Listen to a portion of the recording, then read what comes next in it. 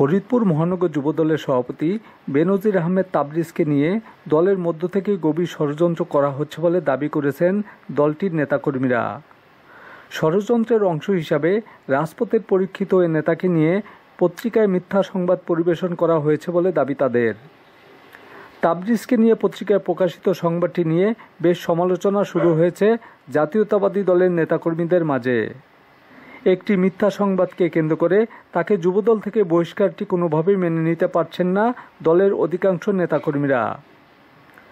দলের একজন নিবেদিত প্রাণ নেতাকে মিথ্যা অজুহাতে বহিষ্কারের তীব্র নিন্দা জানানো হচ্ছে, যা সামাজিক যোগাযোগ মাধ্যমে নানা মন্তব্য ছড়িয়ে পড়েছে বিষয়টি নিয়ে।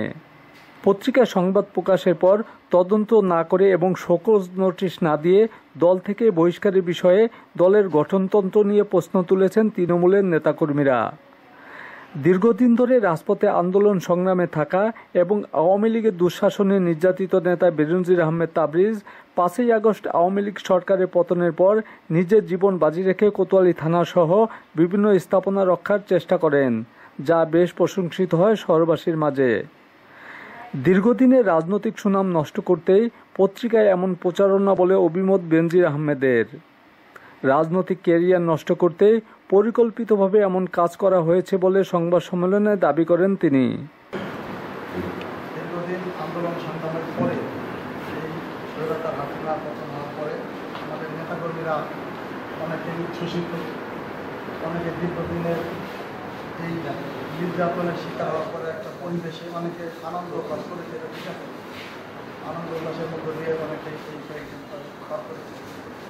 এইরকম আমাদের জানা মতে যদি নির্দিষ্ট কোনো অভিযোগ কারো প্রতি থাকতো তাহলে হয়তো আমাদের জেলা বিএনপির সভাপতি সাধারণ সম্পাদক আহ্বায়ক সদস্যদের কাছে এরকম কোনো অভিযোগ আছে কিনা আমার জানা নেই। আর একটা হচ্ছে কিন্তু আপনি যেটা বললেন অন্যান্য লোকজনের বিরুদ্ধে অভিযোগ হয়েছে, কিন্তু আমার নাম কেন আসতো এটা সংশ্লিষ্ট পত্রিকার সাংবাদিককে জিজ্ঞেস করলে ভালো হয় যে কেন শুধুমাত্র আমার নাম নেই। আর একটা আমি ব্যক্তিগতভাবে মনে করি, আপনারা নিশ্চয়ই জানেন গত পৌরসভা নির্বাচনে আমি একজন প্রার্থী ছিলাম।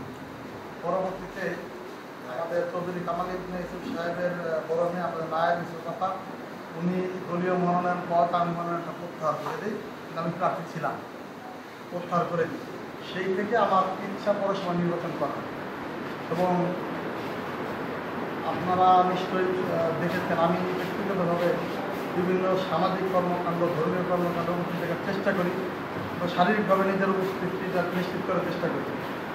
এখন কেউ হয়তো এরকম চিন্তা করতে পারে যে না, সামনে পৌরসভা নির্বাচন, এই নির্বাচনে আমি প্রার্থী হতে পারি, আগের থেকে যদি কোনো নিউজ বিতর্কিত করা যায় অবস্থানকে, এটাকে আপনারা একটু দয়া করে বুঝে নেন।